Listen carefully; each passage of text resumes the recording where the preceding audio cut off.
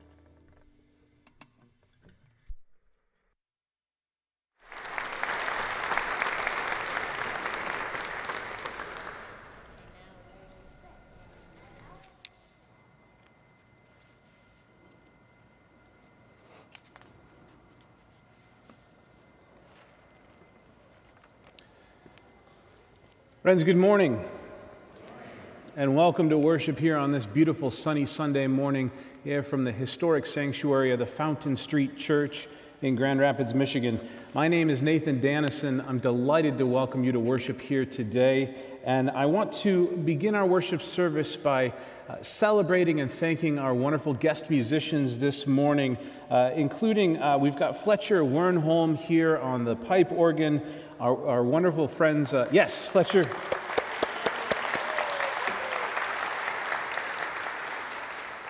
And this is Fletcher's first time with us in worship. I hope it will be the first of many to come. He's a wonderful musician, and we're delighted to have him here, and thanks to Noah Smith for getting him here. And also I want to thank Bruce and Becca Ling from Hawks and Owls for being here today as well.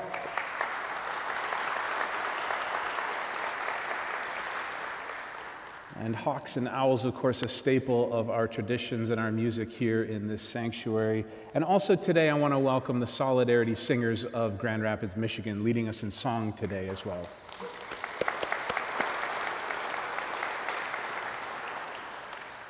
You can always find more information about the musicians and guests that we have in worship here in the bulletin as well, and I encourage you to learn more about them and the work that they do here in this community. Each and every musician we welcome to this space is important and special and vital and central to the mission and the work that we do here as a congregation.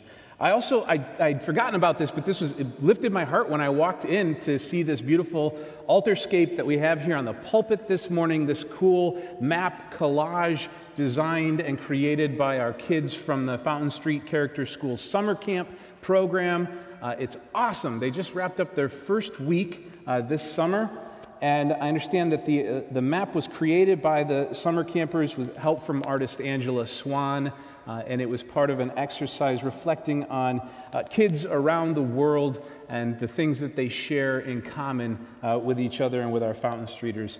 It's also wonderful to come here during the week and see children learning and doing things, being here and present during the week. It makes this place a lot brighter and exciting, and I know it's a tremendous amount of work to get this camp going, but it seems to be going very, very well, and that's awesome.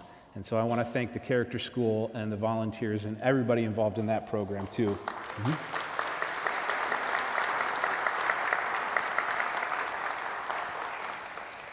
We have a couple of folks that we are having to say goodbye to in the next couple of weeks, a couple members of this congregation. We're preparing memorial homegoing stay. Carol Steiner's memorial service will also be at 3 p.m., and that's on July 26th. And those services and events are always listed in the chimes as well. So it's important to make sure that you've signed up for the chimes. If you haven't already, you can go to fountainstreet.org to sign up for that newsletter, or just give us a call at the church office. There are two sort of amazing, awesome training events that we've been trying to get off the ground for a while. As many of you are aware, thanks to some very generous gifts from community members and members of this congregation, we are creating a new digital archive to take some of our archive that we've got here in the church, some of our history, and digitize those items, take photographs or scans of them, and then put them on the internet so that you can enjoy our archives from the comfort of your own home. There's going to be 2 trainings coming up for folks that want to help with this project, who want to help share the history of Fountain Street Church and the city of Grand Rapids as told through this church, next Sunday and the Sunday after that. So the next 2 Sundays following worship, there will be digital archive training, and included in that you'll get a tour of the archives, a very brief tour of our very extensive archives. So if you want to participate in that, also please sign up. There's a sign-up sheet available in the chimes, or you can get a hold of us. And then finally, on July 27th, the last Sunday of this month, we're going to open the membership book. So we'll have a new member Sunday, the last Sunday of this month. If you've been thinking about joining the Fountain Street Church, becoming a voting member of the congregation, please know that we issue no tests, we require no oaths, and we swear no creeds. All that is asked is that you express a desire to become a member of this congregation. You can come and talk to me if you want. I'm not too terribly hard to get a hold of. You can give us a call at the office and meet with me, and then to simply sign the membership book. And if you don't want to sign the book during worship, that's okay. I've had a couple folks ask, and we do have opportunities. You can sign the book privately in the office or following a worship service if you want to be added to the membership rolls of this incredible and historic church that has been making a difference here in this city for over 150 years.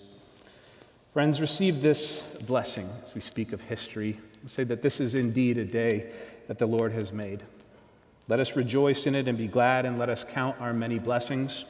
Let us be grateful for the capacity to see, to feel, to hear, to understand. Let us be grateful for the incredible gift of life. And let us be especially grateful for the ties of love which bind us together, giving dignity, meaning, worth, and joy to all our days. Friends, may peace be with you. Let's go ahead and greet one another with words of peace.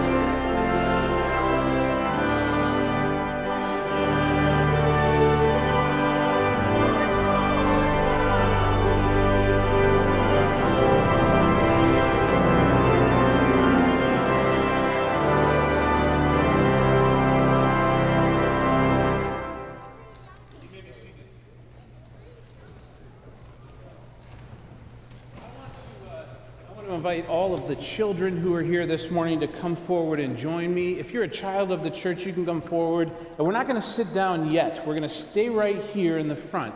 But I invite all the children to come forward and join me here standing, because Bruce has something really cool that he wants to show you, and I'm going to be Bruce's helper today. So if you're a child, come up and stand here. You're doing good. Now what we're going to do is we're going to make 2 lines. And we can do 2 lines. Half of you can line up in front of me, and half of you can line up in front of Bruce. Come on over Some here go by line me up in front of Bruce. and line up there we here. go. And then you're going to have an opportunity to play the violin. So half of you come over here. Come on Yep. over here. You can stay here in front of me. And we're And so each. Yeah, go what's ahead, really important that we learn how to listen. And then all vibrations create sound, and all sound is created by vibrations. There's many different ways of listening, and one of the ways we can listen is vibrations. So what we have here is a box of wood of these violins, and they vibrate. So what I want you to do, if you'd like, to try playing one of these, and this is how you do it. Take that bow in your hand. Ready? And then we're going to put this under your chin, just like that, and put that on your chin. Now, I want you to feel that on your chin, and then low. Yeah, just like that. So listen with your chin, not your ears.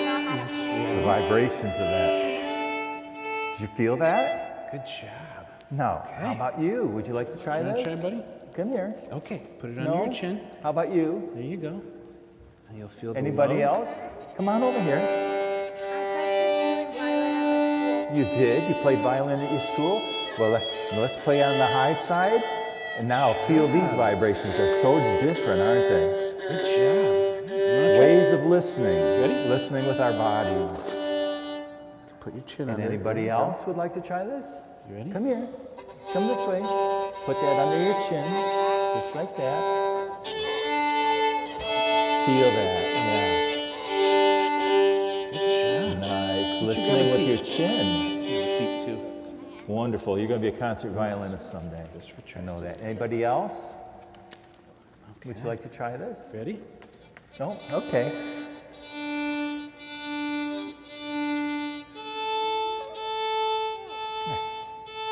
We got a ringer. Good job, buddy. Yeah. Why don't you grab a There seat? you go. Oh, you know just what you're doing, don't you? Good job. You'll feel it with your chin, okay? Ready? Yes. Yes. Uh-huh. Good job, buddy.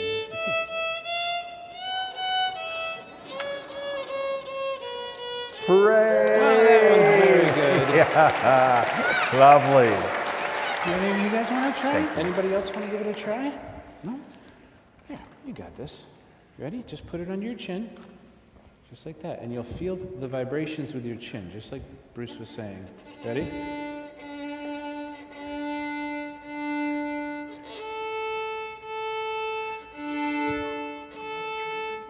Good job. All right. Yes. All right, you want to try? Here you go. You can put it right under your chin, just like that. And you'll feel the vibrations of your... Ready? You feel it?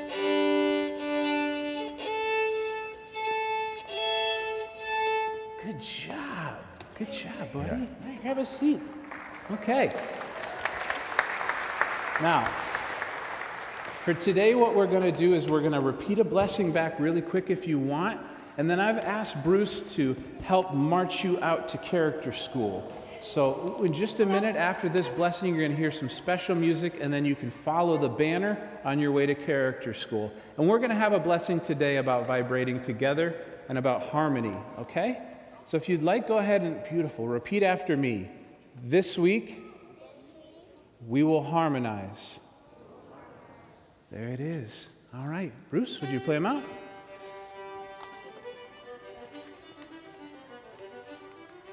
All right, follow the banner. Follow the banner. Oh, yes, lots of good stories about children following a fiddle. That's good, yes. All right. Thank you, brother.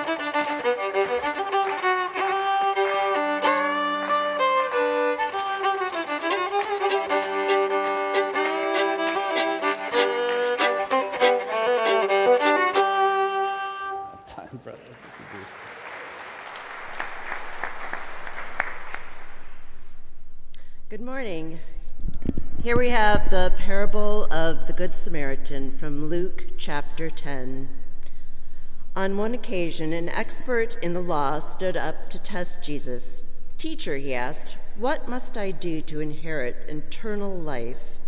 Jesus replied, "What is written in the law? How do you read it?" The expert answered, "Love the Lord your God with all your heart and with all your soul and with all your strength and with all your mind, and love your neighbor as yourself." "You have answered correctly," Jesus replied. "Do this and you will live." But the expert wanted to justify himself, so he asked Jesus, "And who is my neighbor?" In reply, Jesus told them this parable. A man was going down from Jerusalem to Jericho when he was attacked by robbers. They stripped him of his clothes, they beat him, they went away, and they left him for half dead. A priest happened to be going down the very same road, and when he saw the man, he passed by on the other side. So too, a Levite, when he came to the place and saw him, passed again on the other side. But then a Samaritan, as he had traveled, came where the man was, and when he saw him, he took pity upon him. He went to him and he bandaged his wounds, pouring both oil and wine. Then he put the man on his very own donkey, brought him to an inn, and took care of him. The very next day he took out 2 denarii and gave them to the innkeeper. "Look after him," he said, "and when I return, I will reimburse you for the extra expenses that you may have had." Jesus asked them, "Which of these 3 do you think was a neighbor to the man who fell into the hands of robbers?" The expert in the law replied, "The one who had mercy on him." Jesus told him, "Go and do likewise."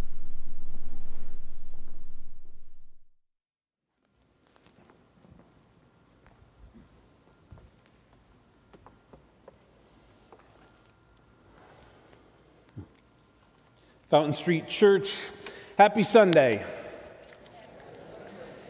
Let us take a moment together in silence and meditation and prayer as your discipline allows or as you wish. Friends, will you join me in a moment of reflection on this word we've just received?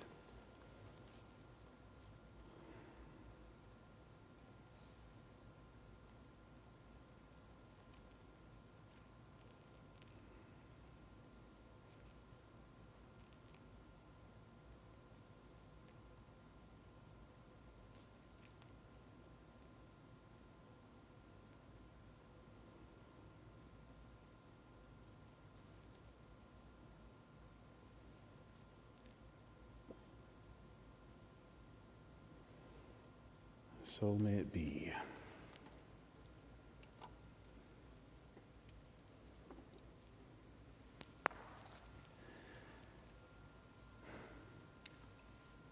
The word synod means quite literally a group of people walking together. And you usually hear the word synod attached to meetings of denominations. Not something that you've had to worry about for quite some time. This week, a denomination that's dear to my heart is having a synod together in Kansas City, Missouri. And so thousands of members of the United Church of Christ are gathering for worship and conversation and important work, responding to a lot of pressing issues. Dominating those conversations are resolutions and conversations about how to respond to this new American fascism that has taken root in our country and our city streets, armed domestic militias now occupying parks in Los Angeles and other cities, disappearing Americans, host of other issues relating to this. What is the church's role? What is the church's responsibility, especially as these new powerful groups threaten American rights to free assembly and free worship? But quietly working away among all of this sort of August assembly is a small but surprisingly optimistic group of clergy who are promoting the idea that psychedelic medicines ought to be studied and decriminalized. This group of clergy, of which I am one, believe that it is time that the Christian church, and specifically the United Church of Christ, should articulate a position on the use of psychedelic medicines and entheogens. These are plants and funguses and compounds that have been used as medicines and spiritual adjuncts for as long as humans have had the language to describe them. Now, I am proud that I'm one of the original organizers of this small but growing group. This is something that I've been working on professionally for several years in my career. I personally believe that psychedelic plants and medicines should be decriminalized for a whole host of reasons. They're important to indigenous groups and the free exercise of religion. They've been a part of the practice of healing for thousands of years. They show promise in healing from addiction and helping people recover from post-traumatic stress disorder. But I also believe that they hold a golden key for doing something very important, something that's been thought impossible for many centuries, something that's a little bit like the Holy Grail or the white whale for community healers, chaplains, clergy, therapists, counselors. There is some very promising scientific evidence that psychedelics can enhance, strengthen, and clarify people's ability to experience empathy. So empathy is powerful medicine. It's very strong medicine, especially for the work that I'm concerned with. It is the fuel that drives social progress. Empathy can compel the soldier to refuse an unlawful order. Empathy can give the courage needed by a conscientious objector to refuse to take up arms in the first place. Empathy can build hospitals and universities and public schools.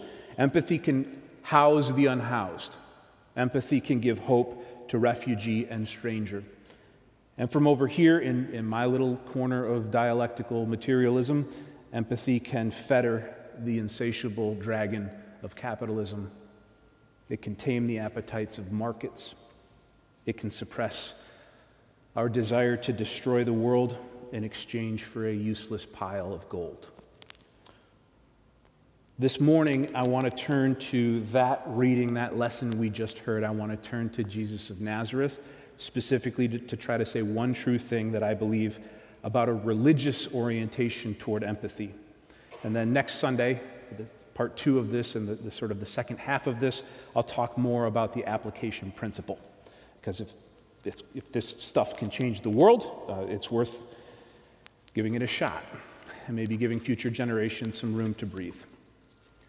So the deficit of empathy in our current society, the thing that we're trying to solve with diverse interventions that includes psychedelics, but also meditation and breath work, and as well as education and service. The deficit is referred to in the literature as the empathy gap. The empathy gap. Behavioral scientists write about this frequently, the National Institute of Health and the American Psychological Association. But here's one definition from one group of scientists. They're a group called the Decision Lab. They're a behavioral science research group. They define the empathy gap as, quote, our tendency to underestimate the influence of varying mental states on our own behavior and to make decisions that only satisfy our current emotion, feeling, or state of being, end quote. That's a lot of words. I say during times of stress or physical discomfort or even hunger, it appears that we unknowingly can lose our capacity for empathy. And so this is where disciplines and practice can come in useful. So practical religion is one tool. It is one technique that has shown some promise in kind of overriding the ego in order to bring us back into balance and allow us to practice empathy. The people of first century Palestine were just as interested in this problem as we are today. And it should come as no surprise that Jesus of Nazareth opened up the floor for questions, and while a lot of the questions that he received were about purity and danger and social systems and control, the question of how should we behave with each other was a very pressing matter. It was a very complicated society that he was teaching in. It wasn't too terribly different from our own today. Occupying military forces on every street, the shadow of empire, and a people divided by language, culture, and religion.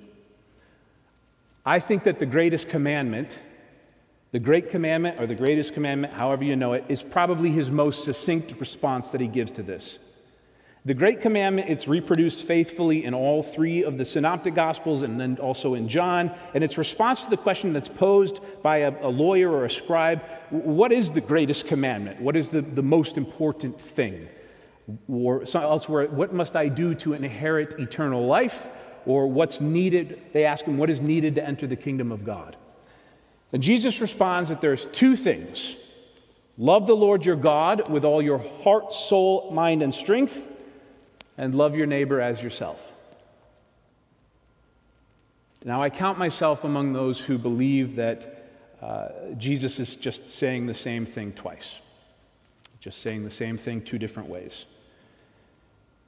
Based on my reading of everything, even sort of tangentially related to those first century religious traditions, to love your neighbor as yourself is to love God with your heart, soul, mind, and strength. And this is not an uncommon interpretation of this. But I and others in my tradition go a step further.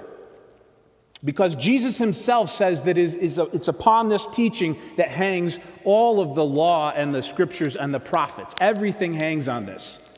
And so I believe that every single teaching of Jesus is him repeating this message in different ways, trying to get people to understand it.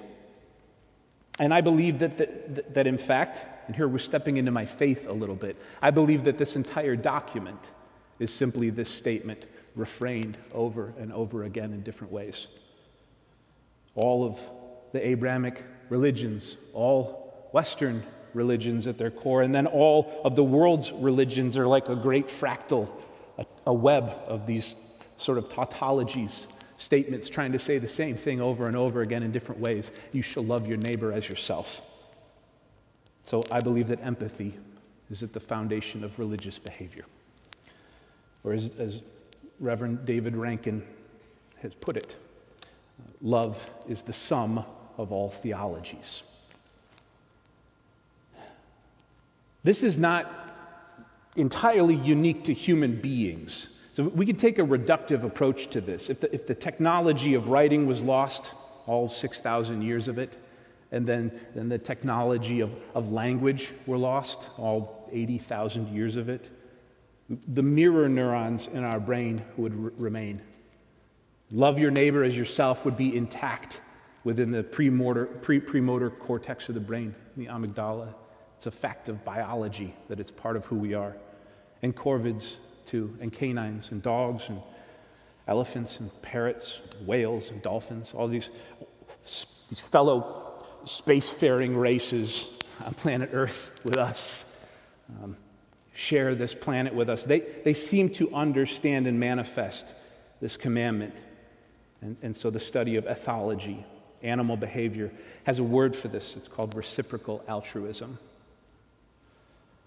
So to get back to Jesus for just a second, he teaches this maxim, love your neighbor as yourself, in at least 24 different places, as far as I can count. He's repeating this message. And he retells this commandment through different lenses, sometimes through culture, and sometimes religion and family and sacrifice and ritual, and finally through the complete and total kenosis, the emptying out of himself during the mystery of Easter. The empathy gap isn't just a problem that we have. It's existed forever. And that's why I believe that the events of Easter, of Calvary, of that wretched moment, has written on each and every splinter of wood on that cross, love thy neighbor as thyself. The empathy gap isn't something that we need to work on so we can just live happier lives. The empathy gap is more like the chasm that threatens to swallow our species. It's not optional. Alienation is a deadly condition, individually and collectively. And Fountain Street Church, I believe, knows this in its bones, in its DNA. Over a century ago, about 108 years ago, to be precise, in May of 1917, many important things happened. In May of 1917, John F. Kennedy was born. In May of 1917, the United States military entered into the trenches of World War I. And in May of 1917, the Fountain Street Church of Grand Rapids, Michigan, burned to the ground.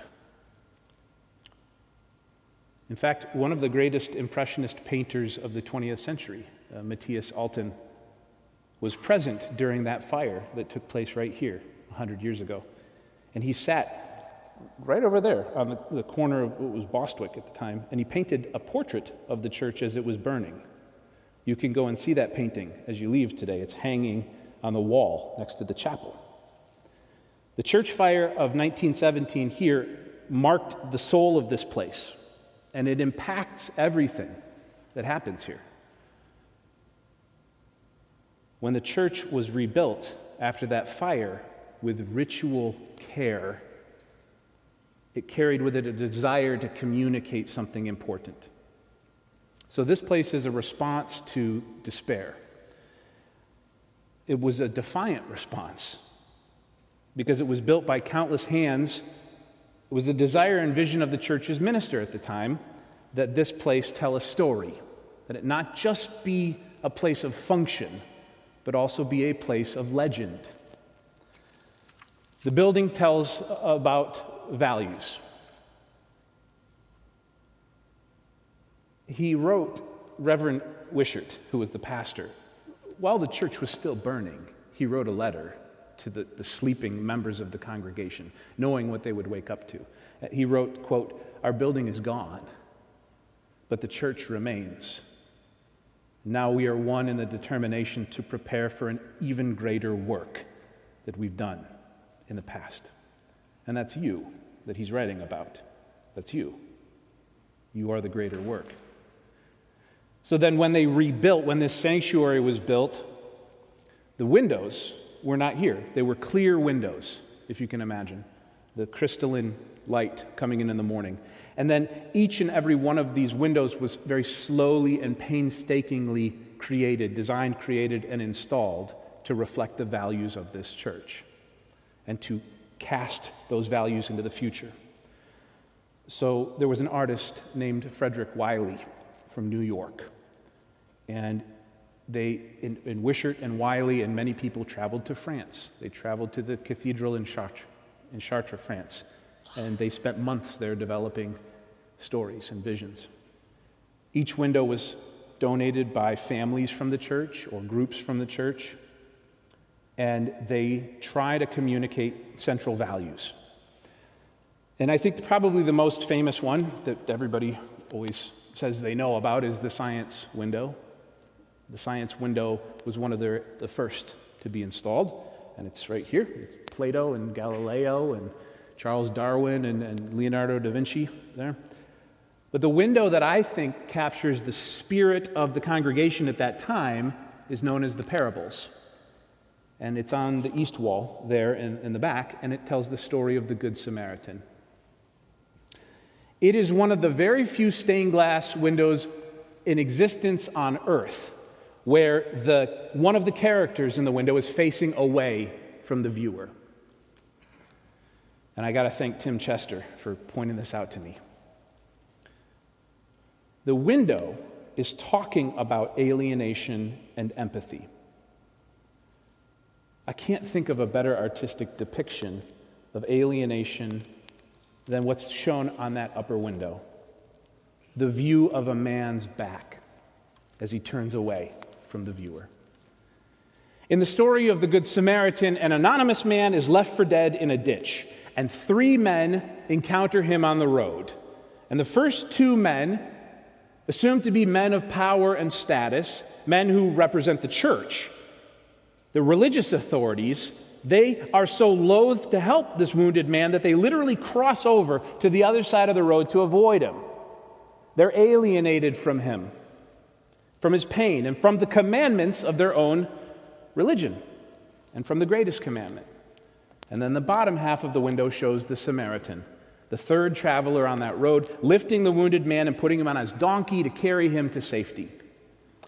And so I believe that that very specific window, I think more than perhaps any other picture or painting or architecture I've found here in this building, describes the way the people of Fountain Street Church in that time felt about themselves in relationship to this city of Grand Rapids. They saw the need crying out from the streets, and they saw the failure of the churches and the institutions and the authorities to do anything of substance or to even acknowledge the sick and wounded. And they understood the commandment to practice empathy. And so they set that into the wall of the church, as if to say, when the churches turn their backs on those in the ditch, we must be different. And though we may be alone, then we will be alone in doing the right thing. In the parable of the Good Samaritan, you get an answer to the question, what am I supposed to do? It's not complicated, but it doesn't leave a whole lot of room for loopholes and negotiations. Jesus doesn't frame the greatest commandment as you shall treat your neighbor as you would like to be treated. That's not what it says. It doesn't even say you shall treat your neighbor as if it were yourself. Now, I've studied the Greek inside and out, and I've even looked at the Hebrew translations of the thing. I've got my ego is kind of roaring in my ears, trying to figure a way out of this. Jesus says, you shall treat your neighbor as yourself. And there it is. The Atman, the oversoul, is one. There's one. There's one spirit. You shall treat your neighbor as yourself. Not as if it were yourself. As yourself. That is empathy. It is a shining jewel at the heart of a religious discipline. We don't know the heart of the man who turns his back to us in the window. I don't think we do. The man who turns his back and passes by, perhaps he's crying. Perhaps his face is disfigured by pain and suffering to turn his back. For all we know, maybe he goes home and writes a letter to the town authorities or something about this horrible situation, right? Maybe he preaches a sermon about it, yeah? Maybe he demands justice because of this horrible thing he saw happen on the road to Jericho, right? We don't know their hearts. We only know their deeds. That's the catch. It was their deeds, the men who passed by.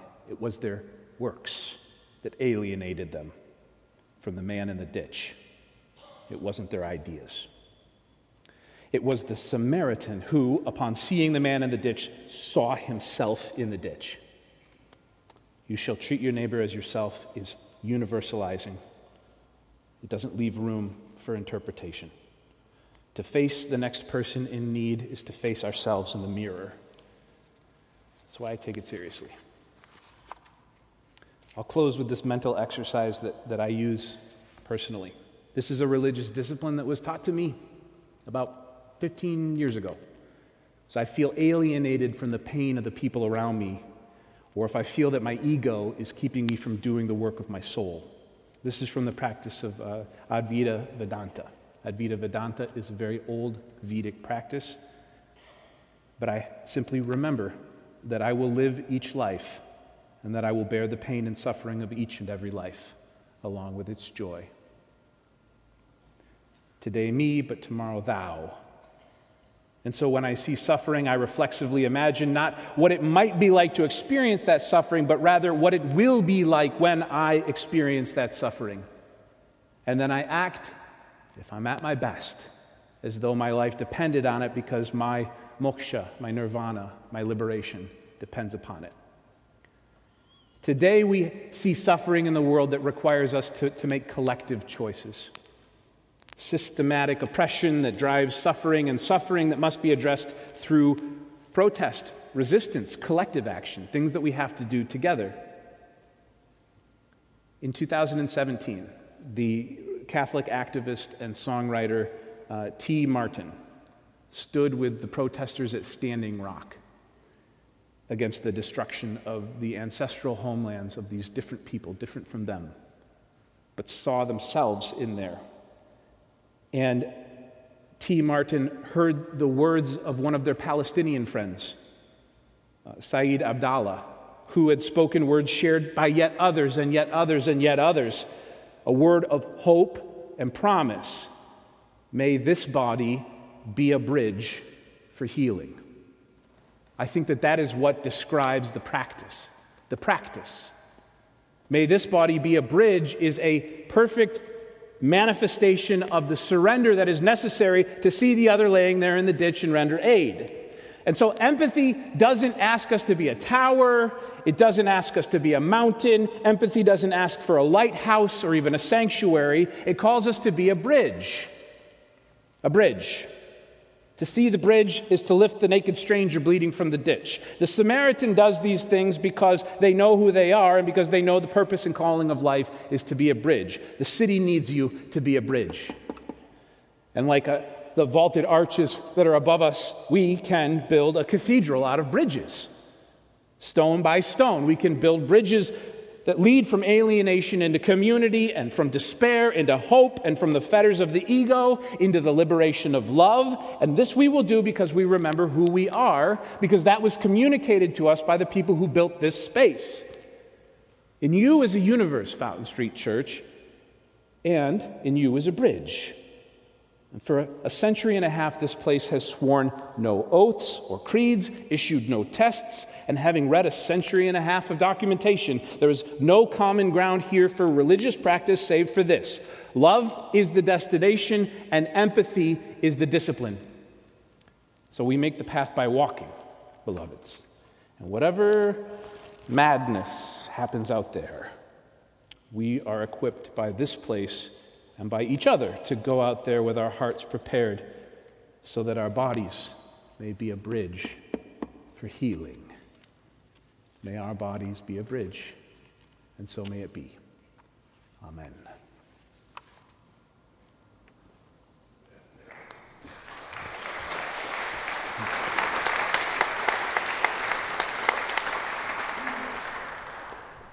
We want to invite you to sing with us.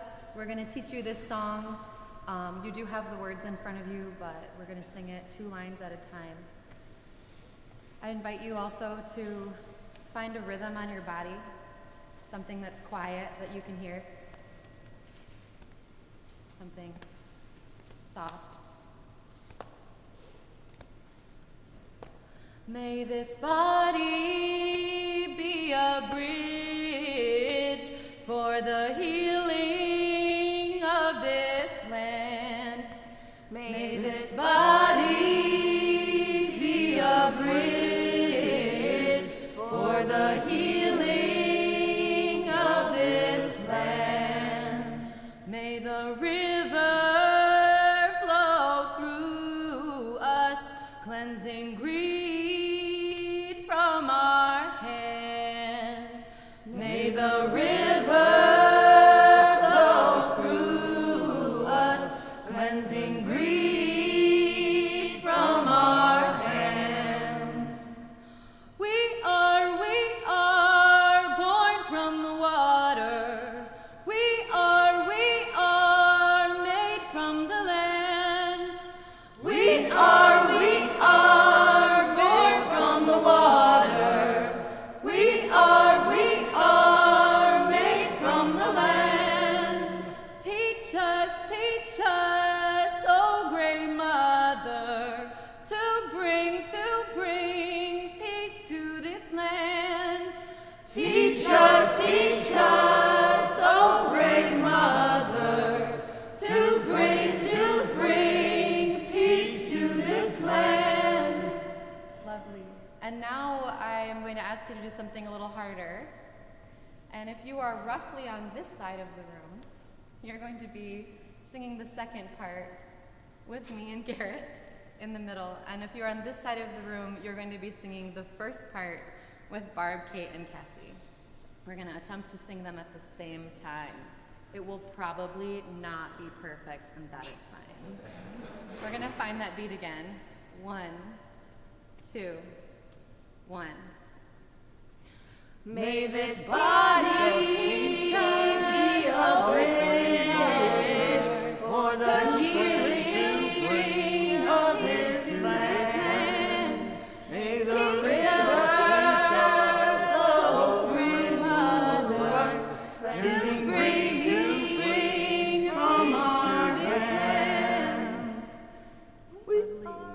And we practiced that, and now we're going to sing it. We're going to lead you in part 1, part 2, all together, and then part 2 and part 1. I know. But we're learning it, and I hope that the next time you come, you feel like today you are a part of the Solidarity Singers. People who are Solidarity Singers are people who sing together in solidarity. 1, 2, ready.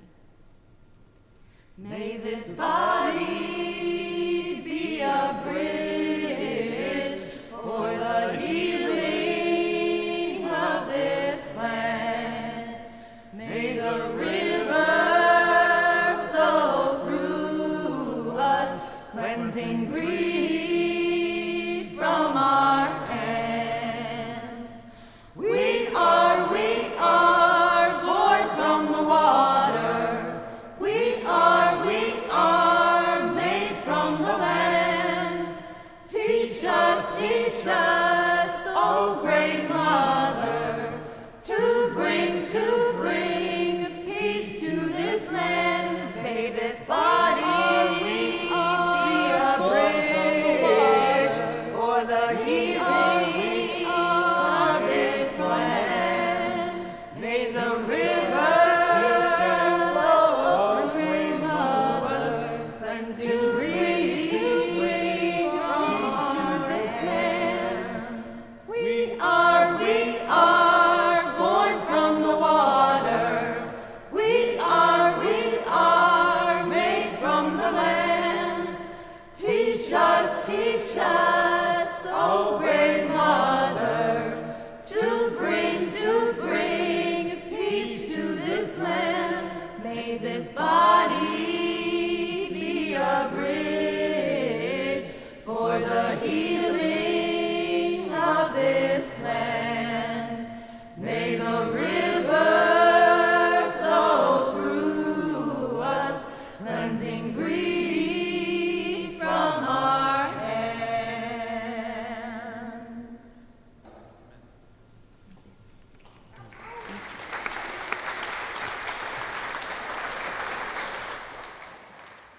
I'm going to ask us to continue to sing together, led by the Solidarity Singers, as I invite the ushers to come forward and receive any gifts or offerings that you've brought this day to support the continued work of this place, building bridges in this city.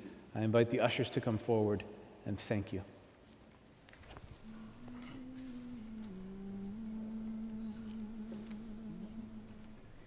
This song is in our hymnal. It's also in your bulletins.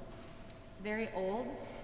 You can read about it in the footnotes, but it comes for the preamble of the United Mine Workers, coupled with an old Irish blessing. We'll teach it to you again, two lines at a time.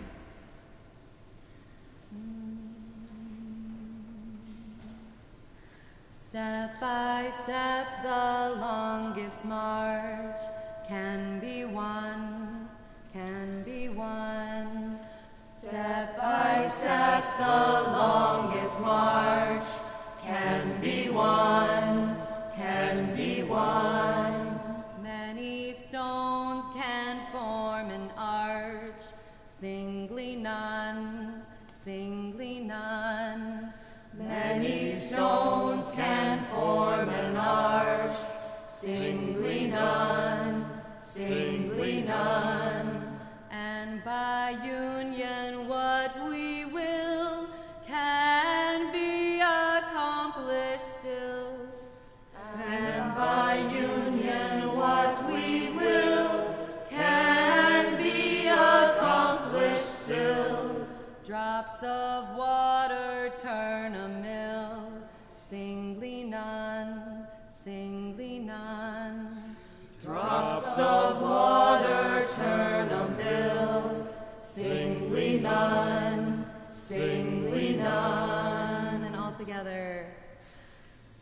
Step by step, the longest march can be won, can be won. Many stones can form an arch, singly none, singly none. And by union what we will can be accomplished still. Drops of water turn a mill, singly none, singly none. Now everyone, if you would rise if you can. If you would stand with us if you can. If you would find your feet. This is a march song. We're not going anywhere physically, but that's okay. And if you were with this group last time, be with us again. We're going to sing this in a round, and I believe in you. And we're going to start the part one over here. So you guys, we need your voices nice and loud, okay? Yeah. 1, 2, ready, go. Step by step, the longest march can be won, can be won. Many stones can form an arch, singly none, singly none. And by union, what we will can be accomplished still. Drops of water turn a mill, singly none, singly none. All together. Step by step, the longest march can be won, can be won. Many stones can form an arch, singly none, singly none. And by union, what we will can be accomplished still. Drops of water turn a mill, singly none, singly none, singly none, singly none.